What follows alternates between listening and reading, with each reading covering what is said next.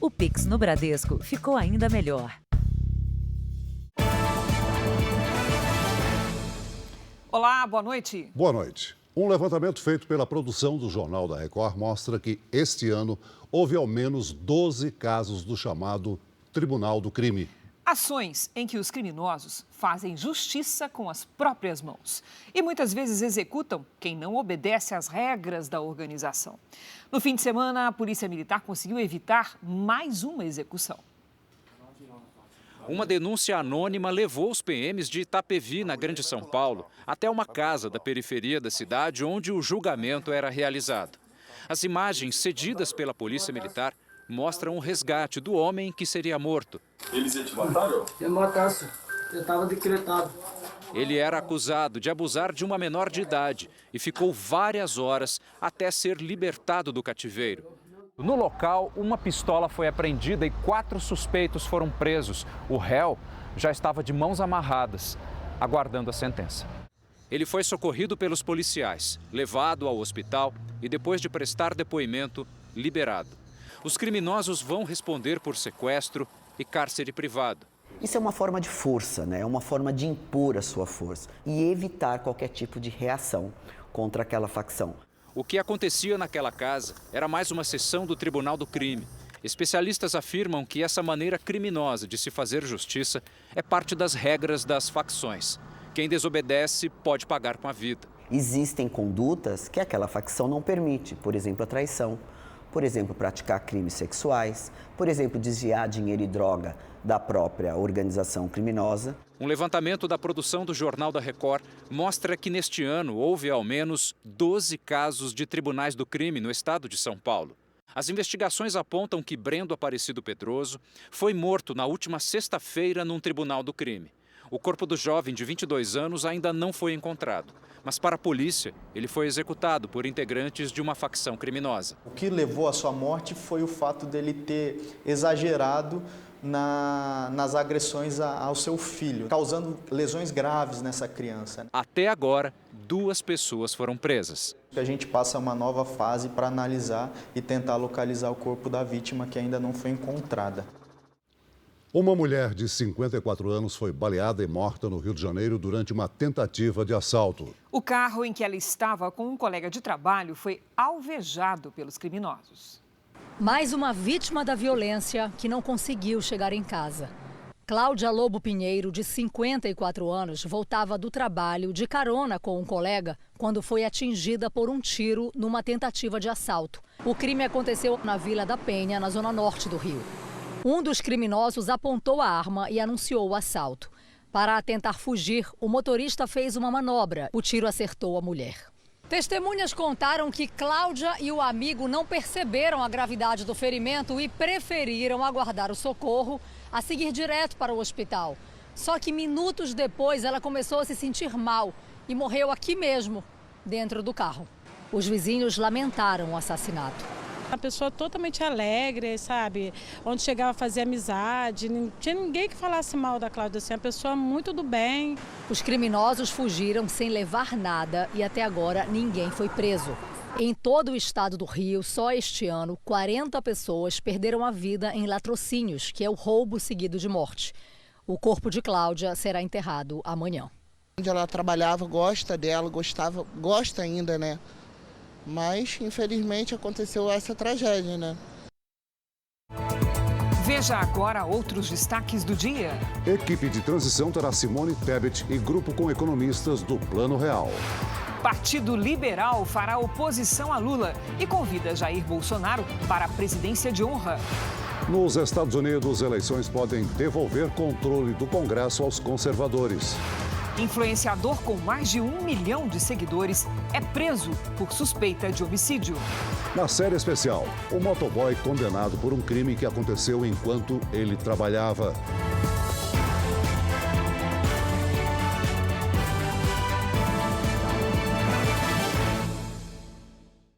Oferecimento: cartões Bradesco, muito mais benefícios.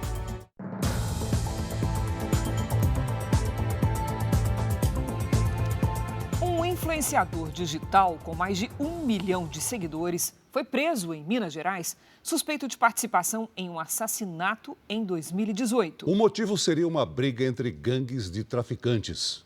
Ele ficou famoso com vídeos de humor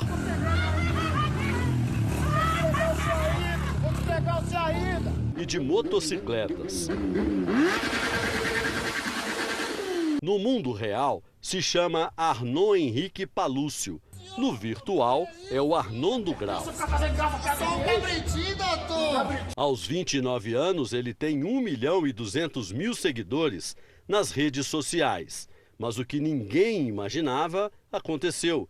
O influencer foi preso em Belo Horizonte, acusado de envolvimento num assassinato. O crime foi há 4 anos. A vítima estava num bar e foi morta com 8 tiros.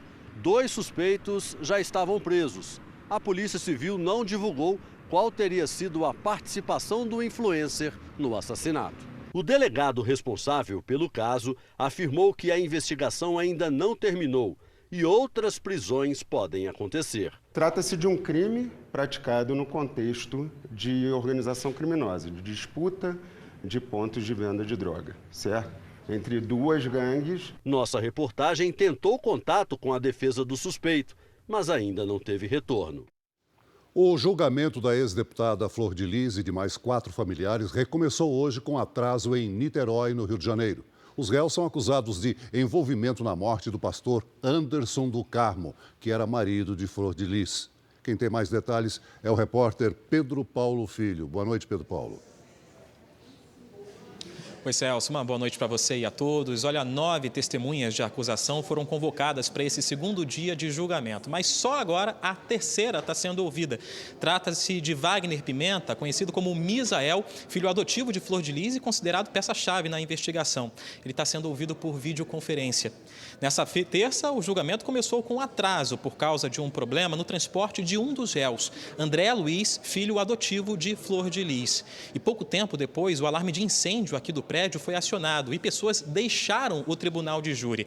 Após um intervalo, a sessão foi retomada, mas a pedido dos réus, a juíza não autorizou gravação de imagens dentro da sala de audiência. Uma outra testemunha de acusação, também filho adotivo de Flor de Lis, pediu para não ficar frente a frente com os réus e foi ouvido por videoconferência. Essa testemunha reforçou a informação de supostas tentativas de envenenamento sofridas por Anderson do Carmo. Bom, um policial civil que também participou das investigações prestou depoimento sobre a morte do pastor. Ele que morreu a tiros foi assassinado na porta de casa em junho de 2019. Além de Flor de Lis, também estão sendo julgados 3 filhos e uma neta por homicídio triplamente qualificado, tentativa de homicídio e associação criminosa armada. Flor de Lis também responde por uso de documento falso, mas ela nega as acusações. A previsão é de que esse julgamento termine amanhã. Celso e Cris. Obrigado, Pedro Paulo. A polícia investiga o assassinato de um oficial da aeronáutica que foi vítima de uma emboscada no interior de São Paulo. A suspeita é de latrocínio, que é o roubo seguido de morte. O militar tinha participado de um curso em Louveira e estava a caminho do aeroporto de Viracopos, em Campinas, quando o carro em que ele estava com o motorista foi parado por criminosos. Segundo a polícia, os suspeitos atiraram contra o veículo. Ricardo Mendes Sena, de 48 anos, foi baleado na nuca e não resistiu. A mala e o celular dele foram levados. Ficou estampado uma violência gratuita, não havia necessidade, as vítimas não reagiram. E até porque esse militar era músico, não andava armado, a gente apurou. No local do crime não há câmeras de segurança, o que dificulta o trabalho da polícia. O motorista do carro foi atingido de raspão no rosto e não corre risco de morrer. O depoimento dele será fundamental para as investigações. Nascido aqui em Salvador, Ricardo Mendes cursou música na Universidade Federal da Bahia. Ele morava em Brasília havia 2 anos e tocava na banda da Força Aérea Brasileira. A esposa e os 3 filhos, que seguem em Simões Filho, região metropolitana de Salvador, se preparavam para visitá-lo esta semana. Ele mesmo comprou as passagens e tudo, como ele sempre fazia, compra as passagens. E isso aí a gente assim, ainda não está dando para acreditar. A Força Aérea Brasileira lamentou a morte e informou que acompanha o caso. Até agora, ninguém foi preso. O índice de variação de aluguéis calculado pela Fundação Getúlio Vargas acumula alta de 11% em 12 meses. A disparada no valor pago pelos inquilinos tem levado muitos deles a procurar por regiões mais baratas para morar. Nos últimos dias, Poliana divide o tempo entre o trabalho remoto no computador e guardar as coisas de casa em caixas de papelão. É um olho aqui e outra nas caixas. Quando dá um momento, uma folga, eu arrumo as caixas, porque é o único tempo que eu tenho. No fim de semana, ela se muda do apartamento onde mora hoje na capital paulista para outro imóvel em um bairro mais afastado e mais barato. De R$ 2.100, o aluguel cai para R$ 1.300, redução de 38%.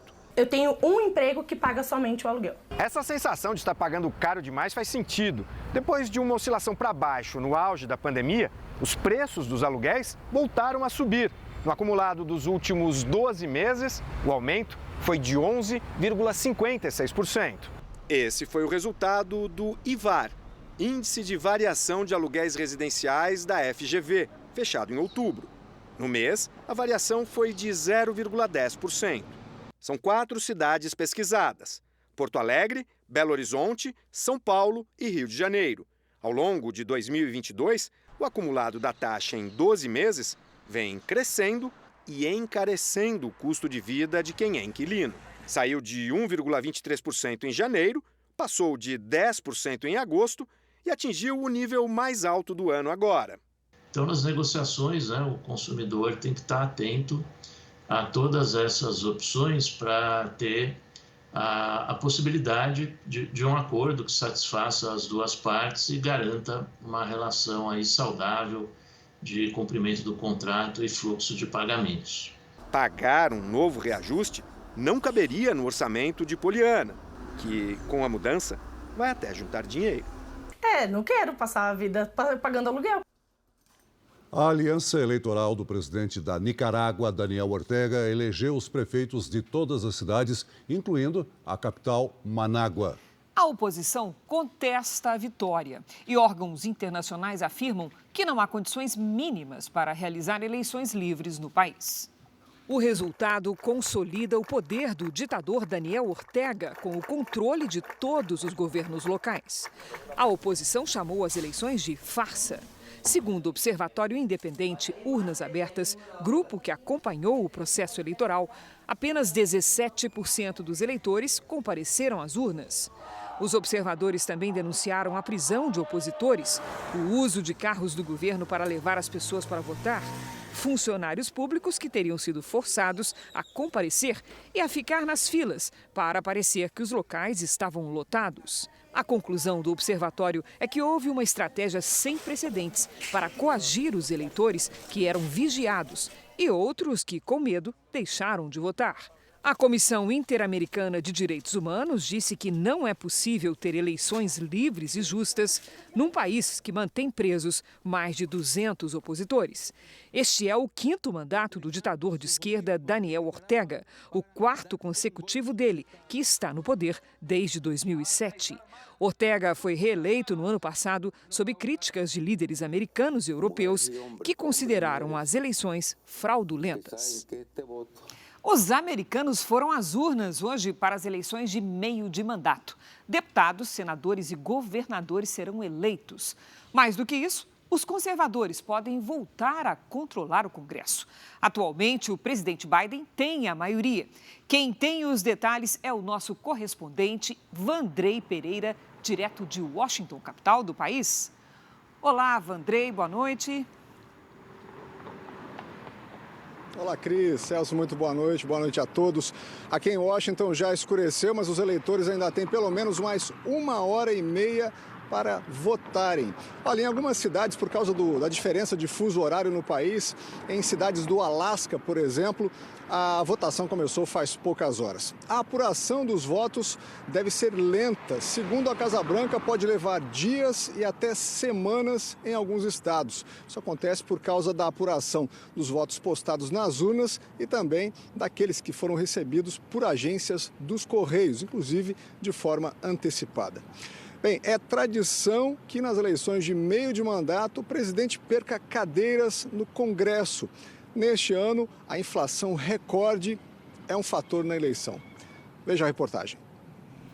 Na maioria dos estados americanos, dia de eleição não é feriado. Além disso, comparecer às urnas é um ato voluntário. Não há voto obrigatório no país. Mesmo assim, americanos formaram grandes filas para votar. Essa mulher diz que, assim, os governantes podem saber como está difícil viver nos Estados Unidos, principalmente por causa do preço dos alimentos.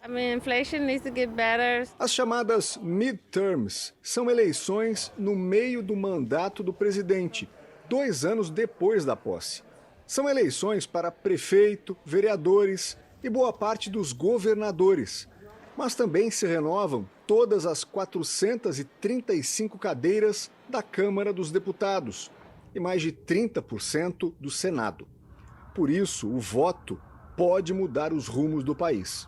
As eleições também posicionam as forças políticas para a disputa presidencial, que acontece 2 anos depois. Assim como no Brasil, escolas e prédios públicos abrem espaço para receber os eleitores. Mas durante a semana que passou, mais de 44 milhões de pessoas já depositaram suas cédulas pessoalmente ou nos correios. Essa mobilização nacional antecipada dá pistas de que a participação do eleitor pode bater um recorde. Sinal de que os americanos têm algo a dizer. It's very expensive to live in DC. The rent is too high. Or the price of buying a house is too high. Lideranças mundiais voltaram a se reunir para o 2º dia da Conferência do Clima da ONU no Egito. O encontro foi marcado por cobranças aos países mais ricos para que ajudem a financiar o combate às mudanças climáticas.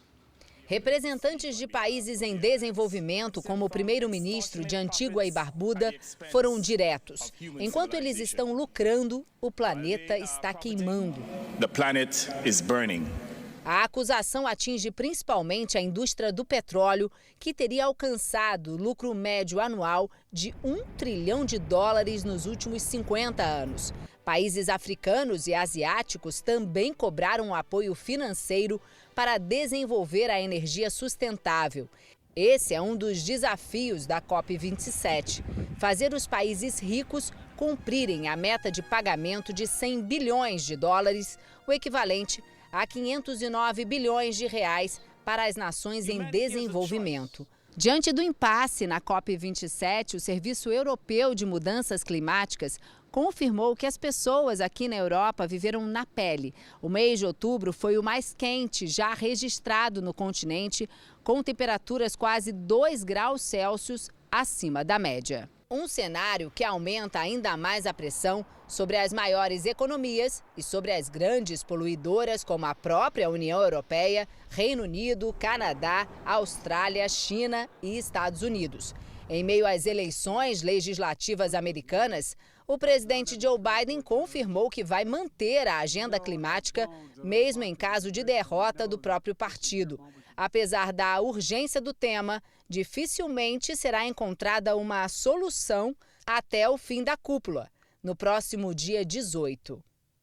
De volta agora na Europa, a única condição da Ucrânia para negociar o fim da guerra no leste europeu é a devolução de todos os territórios capturados pela Rússia. O anúncio foi feito hoje pelo principal porta-voz do governo do país. Autoridades ucranianas negam que estejam sendo pressionadas pelos Estados Unidos a retomar conversas com Moscou. Um dos principais representantes do país ainda reforçou que um possível acordo de paz só ocorrerá quando os soldados russos deixarem a região, incluindo a península da Crimeia, anexada por Moscou em 2014. De volta ao Brasil, o preço da gasolina subiu pela 4ª semana seguida. Isso mesmo sem novos anúncios de aumentos nos preços cobrados pela Petrobras nas refinarias. Especialistas dizem que o etanol e a safra de cana-de-açúcar têm relação com esta alta.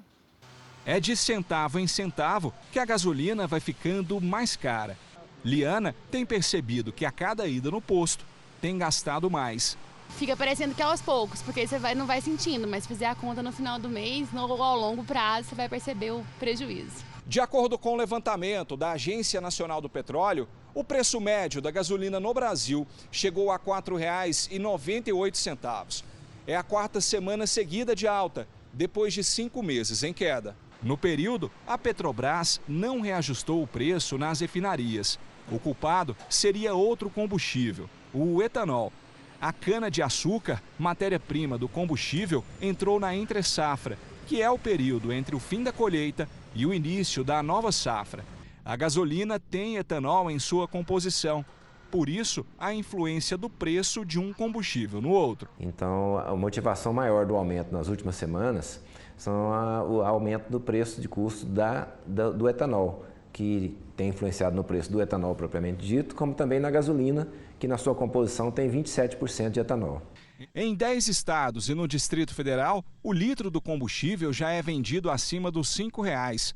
Em Goiânia, a gasolina está sendo vendida na casa dos R$ 5,30, praticamente R$ 1,00 mais cara que há pouco mais de um mês. A Secretaria da Saúde do Estado de São Paulo confirmou a primeira morte provocada pela subvariante da Omicron, a BQ.1. A vítima é uma mulher de 72 anos que já tinha problemas no coração e no estômago. Ela estava internada num hospital da capital paulista. A Polícia Federal cumpriu hoje 200 mandados de prisão e de busca e apreensão em Minas Gerais e outros 7 estados. A operação é contra organizações criminosas ligadas ao tráfico de drogas e lavagem de dinheiro. Os suspeitos teriam movimentado mais de R$1 bilhão. Começou hoje em Natal uma nova etapa da Operação Petróleo Real, que investiga a qualidade dos combustíveis vendidos nos postos. A ação é coordenada pela Secretaria Nacional do Consumidor. A fiscalização vai até quinta-feira. Esta é a terceira etapa da operação, que já foi feita no Distrito Federal e no Rio de Janeiro. 9 dias depois das eleições, as manifestações contra o resultado das urnas ainda acontecem em várias cidades do Brasil. Mesmo com frio e chuva, manifestantes permanecem concentrados em Porto Alegre. Em Santa Catarina, uma das manifestações ocorre em frente ao quartel de Joinville. Durante a noite, militares da reserva desfilaram pela rua. Em Florianópolis, os protestos acontecem de dia e à noite em frente ao batalhão de infantaria. Um homem de 37 anos foi preso em flagrante por agredir policiais rodoviários durante um protesto aqui em Santa Catarina. Ele vai responder pelos crimes de tentativa de homicídio, lesão corporal, desobediência e resistência. A identidade do preso não foi divulgada e o caso é investigado pela Polícia Federal. Segundo testemunhas, o suspeito estava entre as pessoas que agrediram os policiais num bloqueio da BR-470, em Rio do Sul, na segunda-feira. 2 agentes ficaram feridos quando foram atacados com cadeiras de plástico, barras de ferro e até uma churrasqueira portátil. No Rio de Janeiro, policiais e guardas municipais reforçam a segurança em frente ao Comando Militar do Leste. Nesta terça, ainda havia 3 pontos de interdição em rodovias no Paraná e em Mato Grosso. A Força Nacional vai apoiar a Polícia Rodoviária em Rondônia para garantir a livre circulação pelo estado. A Polícia Rodoviária Federal divulgou um balanço dos 9 dias de protestos no país. 65 pessoas foram presas, 7.325 multas foram aplicadas a motoristas que bloqueavam rodovias. As infrações de trânsito chegam a mais de 18 milhões e meio de reais. No total, 1.077 bloqueios foram desfeitos pela polícia. Veja ainda hoje os nomes da equipe de transição anunciados pelo vice-presidente eleito Geraldo Alckmin. A seguir, ginasta Rebeca Andrade volta ao Brasil com medalhas de ouro e de bronze.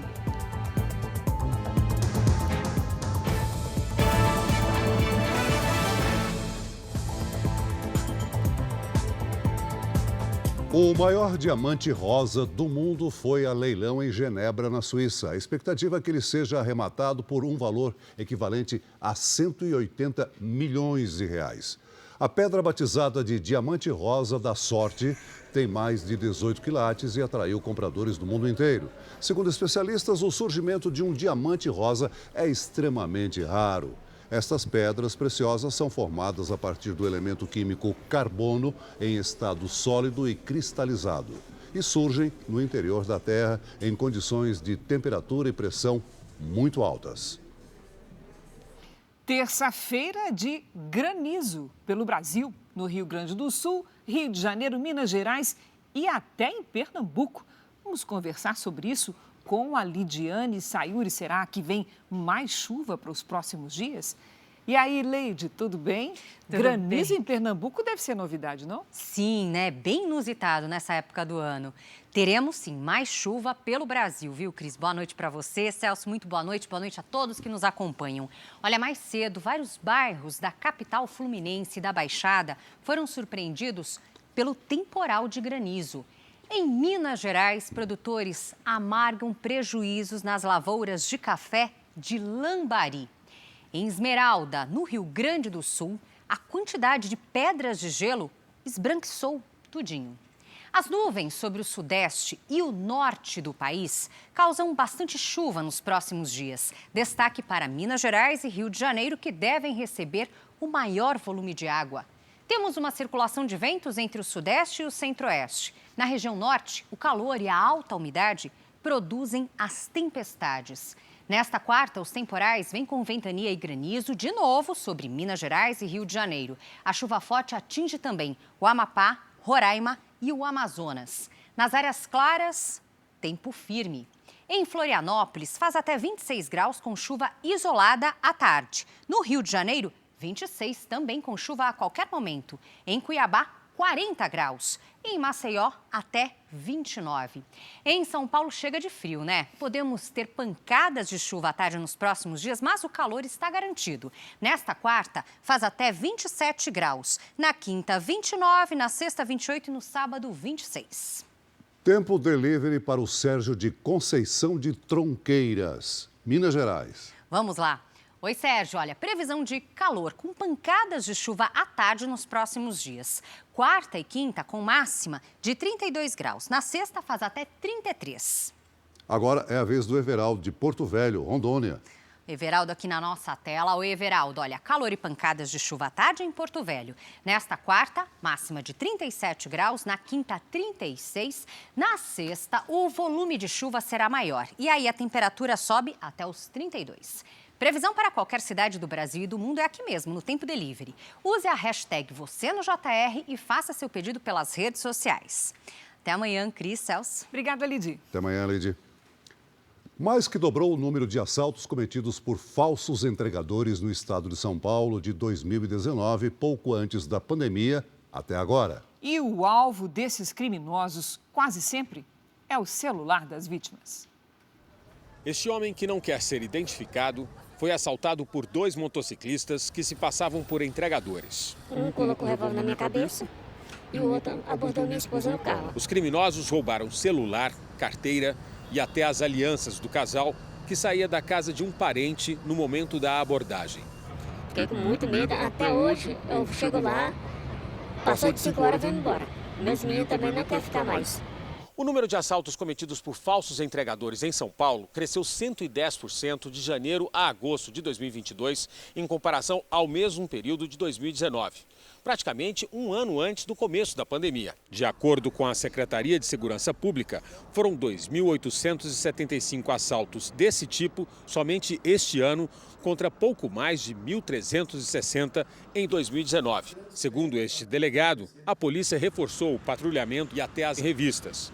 O objetivo desses criminosos, segundo ele, costuma ser o celular das vítimas, muito mais que a carteira ou qualquer outro objeto. As pessoas devem tomar cuidado ao manusear o aplicativo, celular em via pública, não ostentar valores em espécie, saindo do caixa eletrônico. Tem que tomar cuidados principalmente nesses ambientes. Já no Rio Grande do Sul, ladrões forjaram uma operação para roubar um cofre de um apartamento. Mas um deles acabou preso ao cometer um erro: voltar à cena do crime. O apartamento fica neste condomínio em Esteio, na região metropolitana de Porto Alegre. Câmeras de monitoramento flagraram a ação dos criminosos. Vestidos com uniformes da polícia, eles dizem para o porteiro que precisam cumprir um mandado de busca e apreensão. O senhor abriu o portão, o policial esse já botou a mão no portão e já entrou. Aí já não tinha mais o que fazer.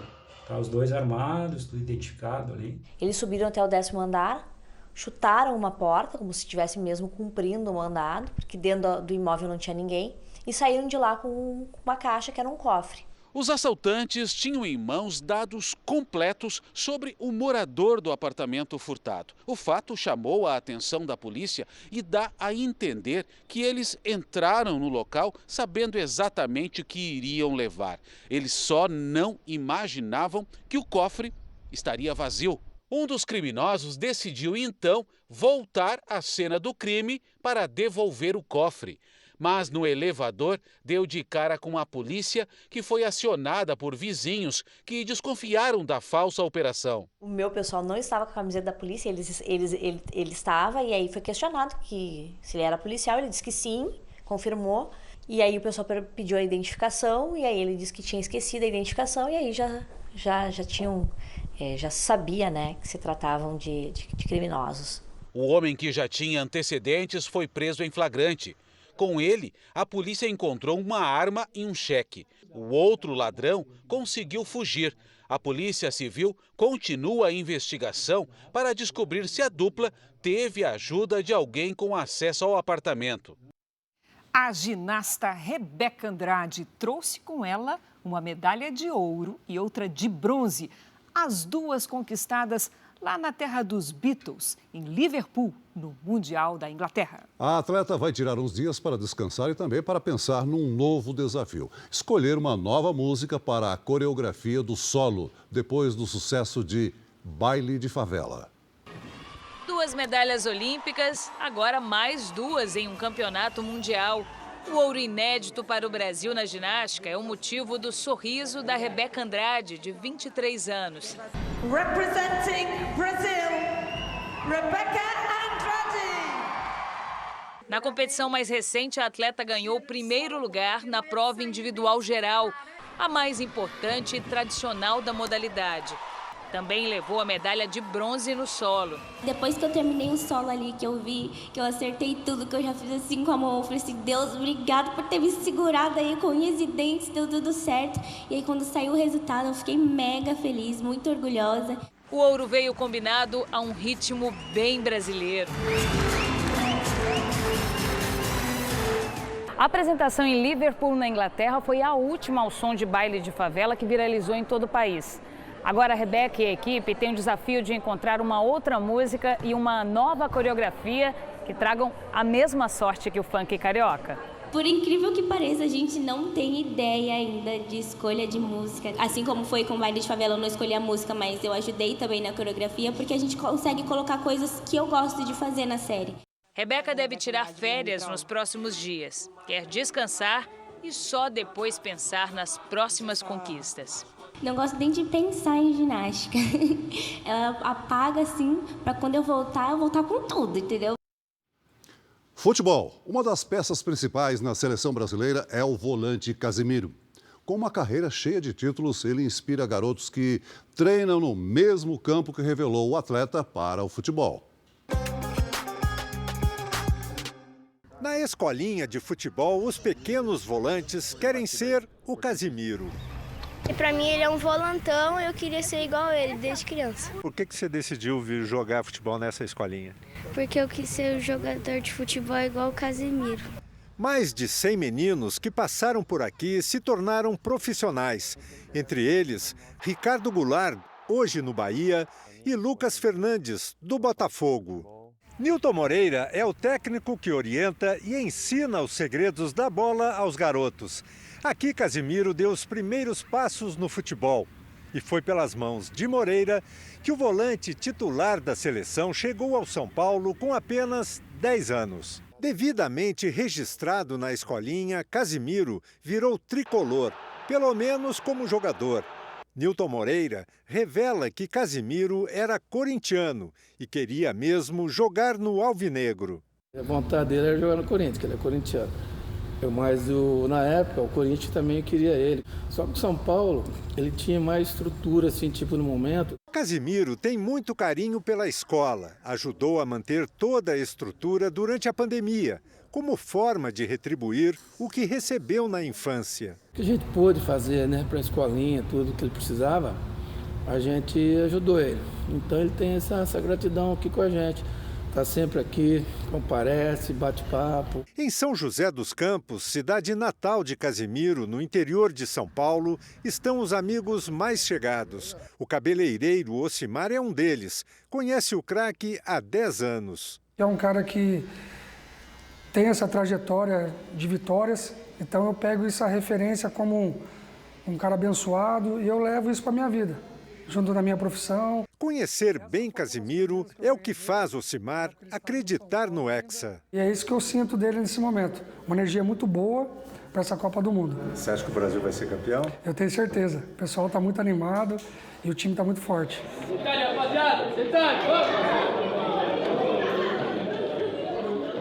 Veja a seguir. Partido do presidente Bolsonaro, o PL, confirma a oposição a futuro governo Lula. E também a história do motoboy condenado injustamente por um crime que ocorreu enquanto ele estava trabalhando.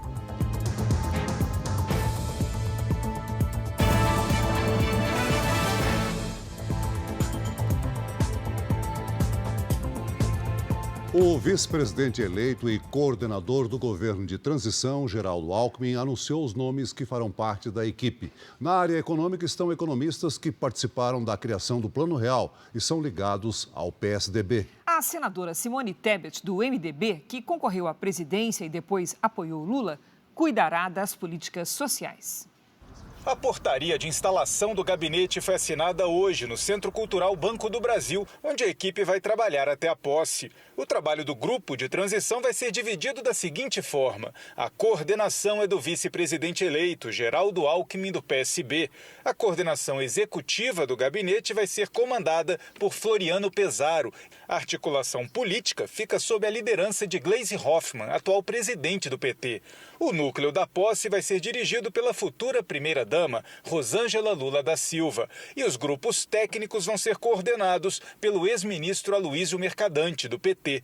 Ao todo, vão ser 31 grupos técnicos, com a coordenação central de Mercadante. Hoje, o vice-presidente eleito divulgou o nome dos integrantes de 2 grupos.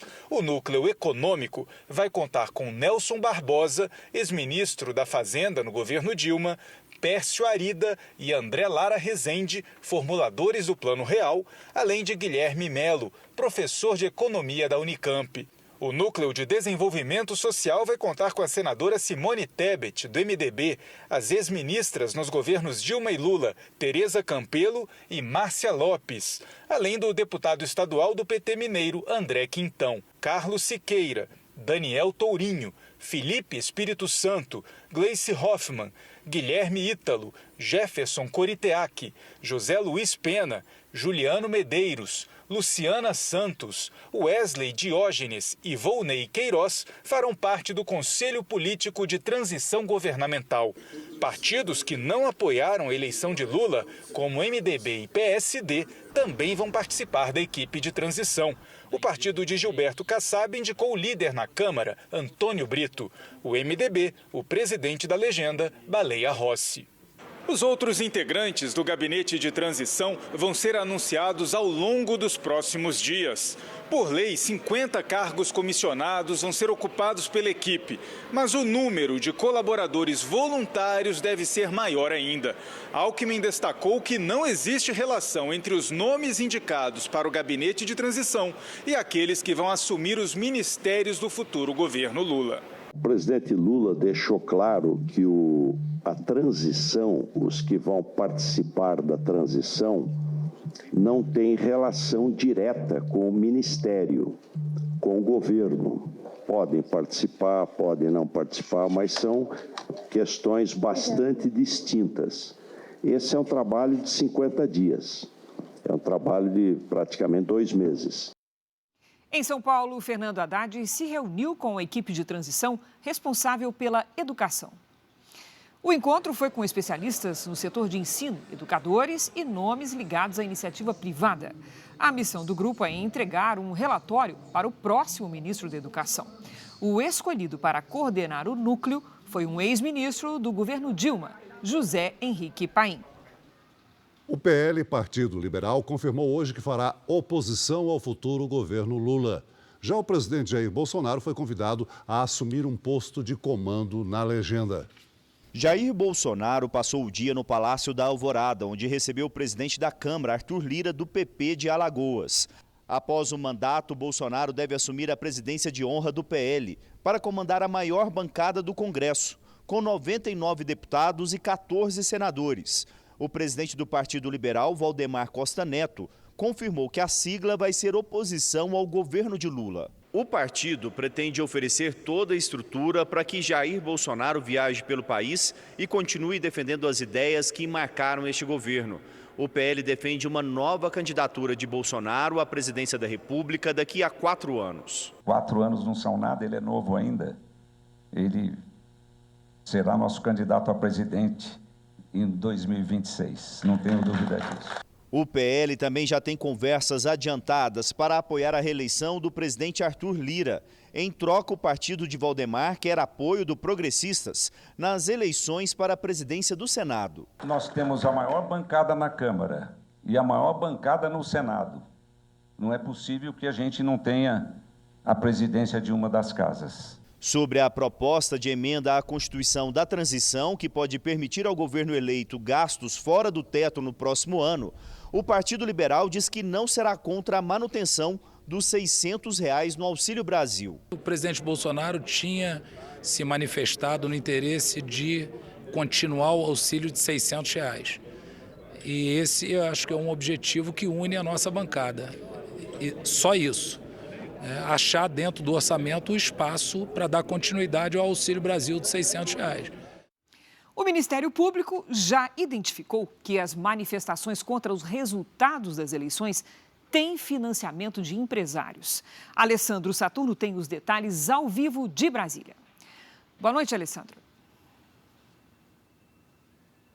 Oi, Cris. Boa noite para você e a todos que nos assistem. Bom, essa informação ela foi confirmada pelo Procurador-Geral do Estado de São Paulo, Mário Luiz Sarrubo, logo após uma reunião entre ele e o presidente do TSE, o ministro Alexandre de Moraes. Segundo o procurador, as manifestações organizadas pelos apoiadores do presidente Jair Bolsonaro são bancadas por empresários em diversos estados. As investigações do Ministério Público apontam ainda que os financiamentos ocorrem tanto para o bloqueio de rodovias pelo país, quanto para a manutenção de manifestantes em frente a quartéis das Forças Armadas. Apesar dessa confirmação que foi dada, Cris e Celso, pelo procurador, ele disse que, pelo menos por enquanto, não é possível revelar os nomes nem a quantidade de empresários envolvidos nesse esquema. De Brasília, Alessandro Saturno. Obrigada pelas informações, Alessandro. A Justiça manteve a prisão preventiva do ex-vereador Gabriel Monteiro, acusado de estuprar uma mulher no Rio de Janeiro. Gabriel Monteiro foi levado para o presídio de Benfica, na zona norte do Rio, porta de entrada do sistema prisional do Estado. A polícia também cumpriu hoje um mandado de busca e apreensão em endereços ligados ao ex-parlamentar e ex-policial militar. A Justiça decretou que sejam apreendidos celulares e armas de fogo dele. Pelas informações de trabalhadores do local, que ele já teria se retirado há umas 3 semanas. Encontramos algumas contas dele, alguns outros documentos, mas o móvel todo esvaziado. Gabriel Monteiro se apresentou voluntariamente ontem em uma delegacia depois de ter a prisão preventiva decretada pela Justiça. A prisão de Gabriel Monteiro é por causa de uma nova denúncia de estupro. O crime teria acontecido em julho deste ano e o processo corre em segredo de justiça. Ele teve o mandato cassado em agosto por quebra de decoro parlamentar. Gabriel foi acusado de assédio sexual e moral, intimidações e crimes contra menores de idade. O Jornal da Record teve acesso ao depoimento da vítima que diz ter sido estuprada. A polícia, ela afirmou que conheceu Gabriel em uma boate na zona oeste do Rio de Janeiro e de lá seguiram para uma mansão. No local, ela teria sido abusada, agredida e ameaçada com uma arma de fogo. Em um trecho do relato, ela conta que, ao tentar se defender, Gabriel disse, abre aspas, se você continuar assim, vai ser pior, vou lhe espancar, fecha aspas. A mulher afirmou também que só conseguiu fugir quando ele pegou no sono. A defesa de Gabriel Monteiro afirma que a inocência dele será provada no decorrer do processo. O ex-parlamentar gravou um vídeo antes de ser preso. Assim que eu fiquei sabendo, vim imediatamente me entregar para a justiça, porque eu acredito nela e sei que a minha inocência vai ficar comprovada. A Polícia Federal e o IBAMA fizeram hoje uma operação contra uma quadrilha que explorava ilegalmente o pau-brasil. O grupo usava a madeira para fabricar instrumentos musicais que depois eram vendidos para fora do país. Foram 37 mandados de busca e apreensão cumpridos em Alagoas, Espírito Santo, Rio de Janeiro e Bahia. As investigações apontaram que o grupo criminoso usava madeira de pau-brasil extraída ilegalmente do Parque Nacional da cidade baiana de Porto Seguro para fabricar instrumentos de corda, como arcos de violino. São itens que podem custar até R$14 mil cada no exterior. Segundo a Polícia Federal, a organização criminosa era formada por extratores da madeira, artesãos e empresários. Os instrumentos eram enviados principalmente para os Estados Unidos e a Europa. A estimativa é que o grupo tenha lucrado mais de 370 milhões de reais. A Polícia Federal afirmou que os criminosos mentiam às autoridades brasileiras. Diziam que os produtos eram fabricados com outra madeira. Para dar uma aparência de legalidade a essa madeira que era extraída de forma ilegal, eles falsificavam documentos dizendo que se tratava ali de mourões de cercas, mourões de porteiras, quando na verdade era o pau-brasil, uma madeira que está em extinção. Essa foi a segunda fase da operação. As investigações apontam que o pau-brasil era extraído de áreas de preservação ambiental. Vai ser muito triste se daqui a alguns anos a gente entrar num remanescente de Mata Atlântica e não encontrar mais o pau-brasil, né? Porque é a espécie que deu nome ao nosso país. Então a gente tem todo o contexto dela em termos de sementes, de crescimento, etc. Mas ela tem esse valor histórico-cultural que é muito importante para nós. Agora a nossa série especial. O motoboy Emerson foi condenado depois de um reconhecimento por fotografia. E a investigação desprezou provas da inocência do rapaz.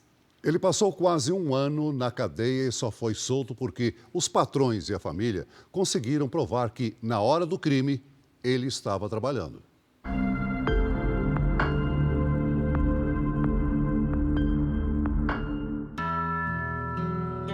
Foi um caminho longo até que a mãe e a chefe deste jovem chegassem cheias de esperanças ao presídio. Fiquei quase um ano nessa luta aqui com ele, 11 meses. Os amigos também foram receber o entregador. Graças a Deus que a luta acabou. Atrás desses muros altos, dentro da cela, o Emerson ainda não tinha certeza se o pesadelo havia acabado. O rapaz de 24 anos, que trabalhava como motoboy para ajudar no sustento de casa, passou de aluno exemplar a presidiário depois de uma investigação falha. Ele foi condenado a 9 anos e 6 meses de prisão. A acusação, o roubo de uma moto. Antes de setembro de 2021, o Emerson ganhava vida como entregador nesta lanchonete. A hamburgueria é toda monitorada por câmeras de vigilância. Às 9h34 da noite, ele passou pelo corredor, foi direto para a cozinha, pegou um lanche, a máquina de pagamento e saiu para fazer uma entrega na mesma rua. 5 minutos depois, às 9h39, ele já estava de volta. O boletim de ocorrência mostra que o roubo foi 1 minuto depois, às 9h40, a 3 quilômetros dali. Essas mensagens de clientes da lanchonete também comprovam que o motoboy trabalhou durante toda a noite e não poderia ter cometido o assalto. Dezenas de provas foram apresentadas para a polícia, para o Ministério Público e para a Justiça.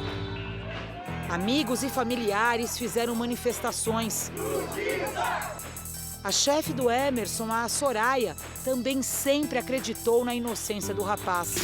Foi injusto, né? Quanta injustiça com ele. 1 ano aí dentro, passar pelo que ele passou. Mas eu vi de perto o sofrimento da Antônia. Para ajudar a família, Soraya contratou 4 advogados para defender o funcionário. Mas foram esses 2 que conseguiram anular o julgamento. Eu acho que foi um trabalho de formiguinha para dentro do processo. Olhar tudo que já tinha se construído, que a polícia construiu, o judiciário construiu, e trazer isso de forma sintética para dentro de uma análise aí de segunda instância, né, dos desembargadores, né? Lá dentro, a porta da cela é aberta. Emerson caminha pelo corredor em direção à saída. 332 dias depois, enfim, Emerson deixa o presídio.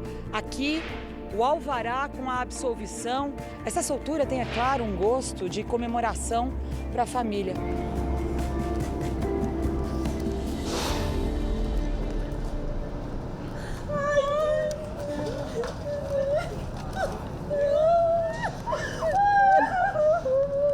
Foi difícil, né? Tomando banho gelado esse tempo todo. Porque pra quem nunca fez nada, não fez nada de errado, não merece estar num lugar desse, né? Porque é muito sofrimento. Um sofrimento para ele e para todos que o conheciam. Se eu pudesse, eu falaria mesmo, eu olharia para as vítimas e falaria: vocês erraram, vocês acabaram com uma família, uma mãe. E hoje a gente está alegre, porque a gente venceu. Quando um inocente é preso, além da família, a justiça desampara também a sociedade.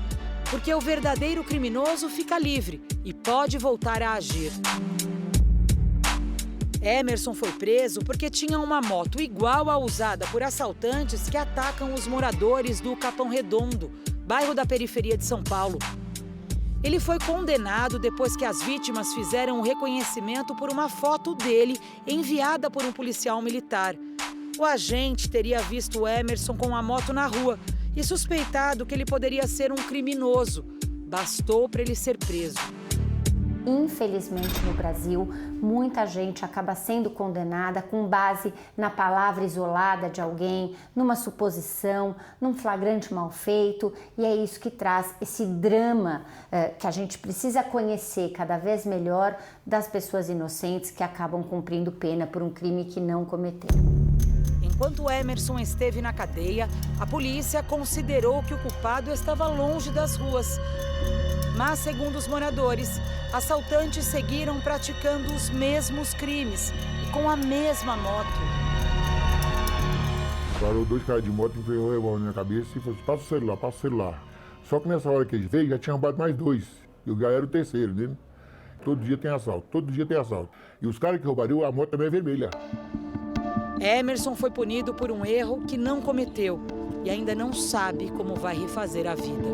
Eu prefiro deixar um inocente preso do que um bandido. O Estado é um excelente cobrador. Agora, quando o Estado tem que pagar, ele é um péssimo pagador. Ele não paga ninguém. Pouco depois de conseguir a tão esperada liberdade, o jovem não quer levar nenhuma lembrança da cadeia. Até a roupa ele fez questão de deixar para trás.